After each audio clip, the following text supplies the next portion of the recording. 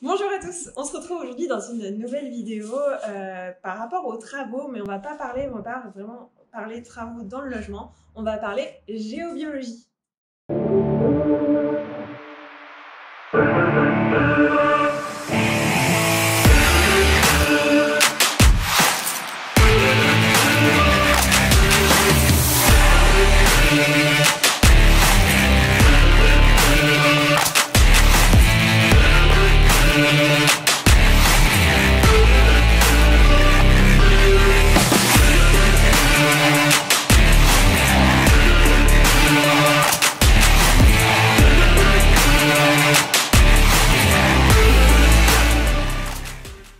Ceci est le plan du géobiologiste. Après son intervention, vous repartez avec ce petit schéma de souvenir. Sachez que ça me tenait vraiment à cœur d'en parler sur cette chaîne parce que pour moi, c'est quelque chose qui mérite à être connu. Ça fait maintenant 3 logements où je fais intervenir Joël Albert. La géobiologie, c'est l'étude du sol, ce qui se passe dans le noyau terrestre et comment ça a des impacts à la surface de la Terre et comment ça peut avoir des impacts sur votre santé selon où vous vous trouvez dans une pièce. À chaque fois, je fais intervenir seulement pour l'étude de la chambre, mais aussi il peut être important de le faire pour le salon. Je vais laisser Joël Albert, géobiologiste, parler de son métier et de ce que c'est et des impacts. Mais voilà, pour moi, pour la santé, pour le bien-être chez soi, c'était vraiment important de faire analyser les pièces.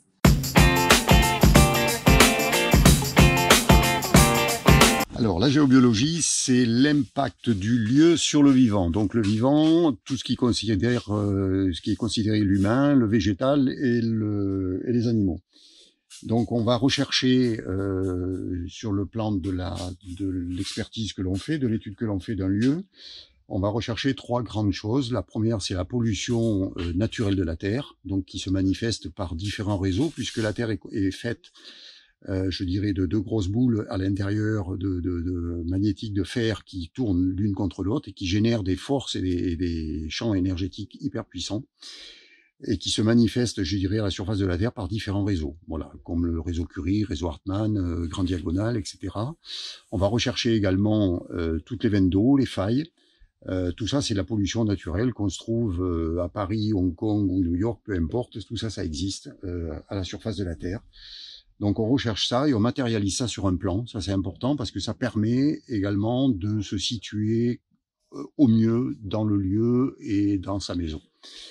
Voilà, donc ça c'est la première, je dirais, recherche que l'on fait. Ensuite, on va rechercher avec des appareils spécifiques de mesure toute la pollution qui a été rajoutée par l'homme, donc la pollution électromagnétique, donc tout ce qui concerne le 50 Hz, notre électricité de 120 volts, entre autres, toutes les ondes manifestées par la téléphonie mobile, les hyperfréquences, et également on a un appareil pour notre région qui, entre autres, et pour d'autres également, comme la Corse, la Bretagne, qui mesure le radon. Voilà, on fait des relevés de toutes ces valeurs-là et ensuite on va aller conseiller, je dirais, la personne, au vu de tous les résultats que l'on a pu avoir, conseiller la personne de se placer au mieux dans sa maison ou sur son terrain pour avoir le moins d'impact possible sur sa santé. Voilà ce que c'est que la géobiologie. Donc la meilleure démarche quand on fait construire, c'est de faire une étude sur un terrain vierge, comme ça permet de placer la maison au mieux sur le terrain, et ensuite on réintervient dans la maison pour résoudre toutes les problématiques du 50 Hz, les pollutions électromagnétiques, etc. Voilà. Et quand on habite dans une maison déjà faite, ben on expertise je dirais, on fait l'étude de ce lieu qui est déjà existant, et par rapport à ce qu'on va trouver, ben on va conseiller la personne, pareil, pour se placer au mieux dans sa maison. Voilà ce qu'est la géobiologie. Donc un cofacteur important de la santé, mais ce n'est pas le seul. Il y a l'alimentation, il y a, je dirais, toute la nourriture intellectuelle qu'on peut avoir, etc., etc. Il y a plein des exercices physiques, bien sûr. Voilà. Mais c'est un pendant et un cofacteur très important de la santé. Voilà.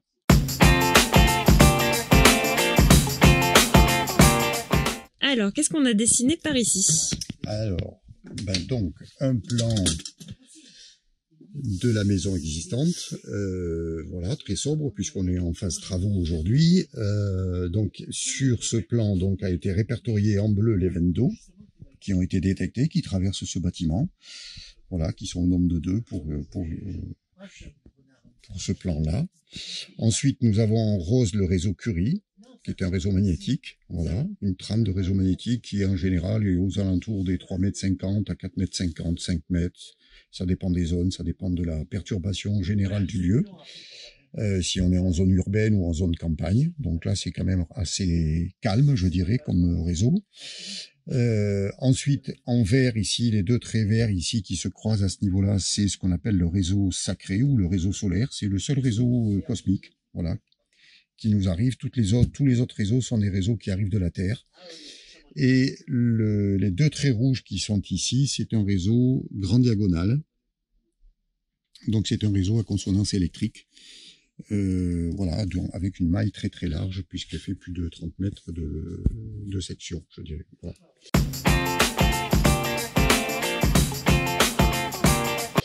Et donc Joël, on évite de se placer sur ces lignes-là. Sur ces lignes-là, il faut absolument, dans tous les cas de figure, éviter tous les croisements. Voilà. Et la meilleure zone, je dirais, c'est celle qui est entourée en jaune. Voilà. Donc c'est ce qu'on appelle la zone neutre, c'est-à-dire qui n'a aucune incidence des réseaux sur le plan de la pollution naturelle de la Terre, j'entends bien. Et donc c'est là où on va essayer de placer les lits. Donc dans ce cas présent, ici on est sur un réseau solaire ou sacré qui est bénéfique pour le vivant, en plus, donc ce qui rajoute un point positif, je dirais, à cet emplacement-là. Et on va se mettre on va essayer de placer le lit que j'ai mis ici par le biais d'un post-it, donc dans cette zone. Voilà. D'accord. Donc, voilà. Et donc on fait la même chose au niveau des canapés, au niveau de la cuisine, au niveau des bureaux. Voilà, on va essayer de placer les gens au mieux dans des zones neutres, ce qu'on appelle neutres, nous, dans notre jargon, pour qu'ils soient préservés de toutes ces incidences que peuvent amener je dirais, ces réseaux.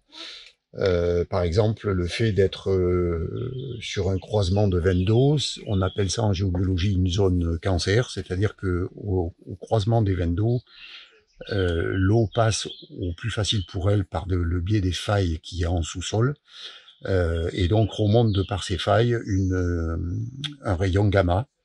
Le rayon gamma étant 1000 fois supérieur au rayon X, donc il arrache les électrons à la cellule, et le fait d'être stationné sur ce style, je dirais, de croisement d'eau, perturbe la santé à moyen long terme. Voilà.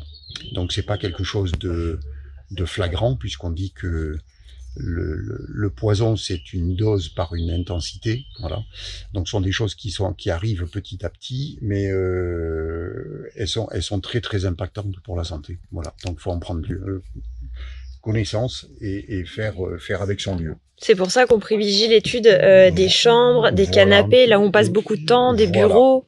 Puisque, en fait, dans les chambres, on va passer un tiers de notre vie, voilà, allongé, pour se reposer, pour se recharger en énergie. Et donc, si le lit est positionné sur ce style de réseau-là, au lieu de se recharger, je dirais, on se maintient, voire on se décharge en énergie, et on se lève le matin, souvent peut-être plus fatigué que quand on s'est couché.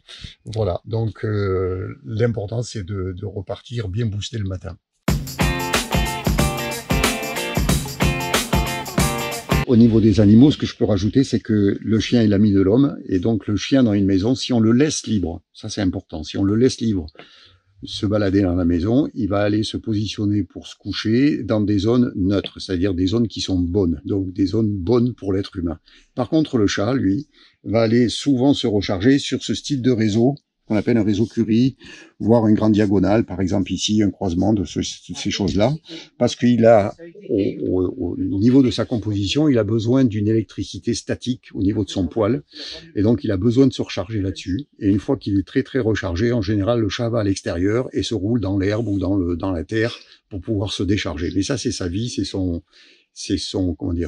sa nature qui veut ça, voilà. Alors que le chien, lui, va se positionner systématiquement donc sur des zones neutres. Donc là où vous avez votre chien qui dort, vous pouvez dormir. De manière globale, les animaux cherchent les zones neutres. Sauf il y a que le chat qui fait vraiment exception. Le chat qui a cette particularité-là, mais je veux dire, voilà, une vache ou une biche ou n'importe quoi dans un champ, je veux dire, va aller se positionner dans des zones qui sont ce qu'on appelle nous neutres dans notre jargon, c'est-à-dire en absence de réseau. D'ailleurs, les anciens étudiaient ce genre de choses avec leurs troupeaux, les nomades. À l'époque, regardaient où est-ce que leurs troupeaux couchaient pendant la nuit. Et quand les nomades ont décidé de devenir un petit peu plus statiques, c'est-à-dire de se positionner, de bâtir, eh ben ils ont profité de ces zones-là pour pouvoir faire leur habitation. Voilà. Donc ça, ça date, c'est très très vieux, mais l'histoire vient de là aussi. Voilà.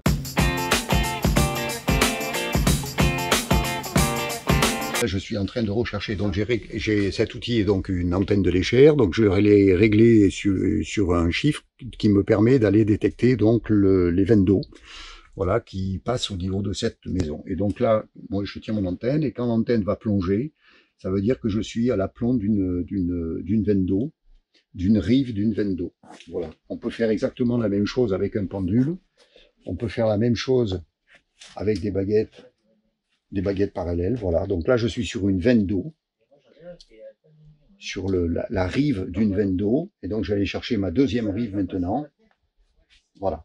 Donc là, je vais ici matérialiser. Moi, je suis à cheval, là, ici, actuellement, là, sur mes deux pieds, grosso modo, sont sur ce qu'on appelle la veine d'eau. Voilà. Et donc après, je vais aller chercher la direction de cette veine d'eau. Voilà. Elle s'en va par là-bas. Donc après, je vais la suivre. Je vais prendre une rive. Et je vais aller taper mon antenne, comme ça, sur la rive, pour la suivre, et marquer au sol à chaque fois, là où ça m'intéresse de faire des marquages, pour pouvoir relever avec des dimensions précises, et les reporter sur le plan. Voilà, c'est ce que vous avez vu, donc la photo sur le plan. Qui a été prise. On la retrouve ici. Voilà, donc ça a été fait, positionné précisément avec des mesures.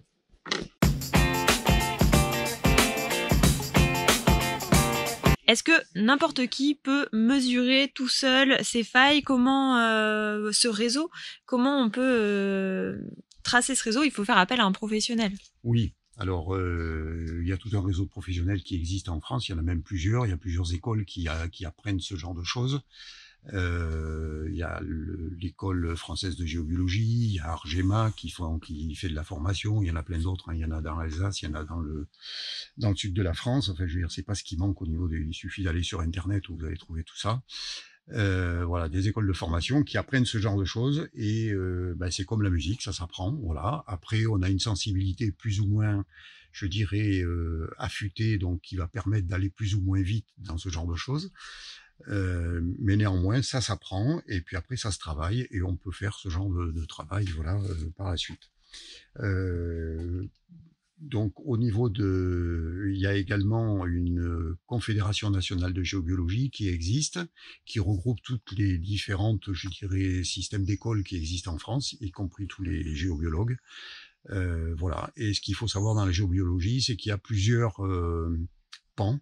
Il y a des gens qui vont se spécialiser dans l'agriculture, d'autres qui vont se spécialiser dans l'habitat, comme je fais moi, d'autres qui vont se spécialiser sur des phénomènes particuliers, sur d'autres sensibilités. Voilà, donc après, il faut aller choisir son bon géobiologue par rapport à ce que l'on souhaite voilà, avoir chez soi. Voilà. Merci beaucoup Joël pour toutes ces explications.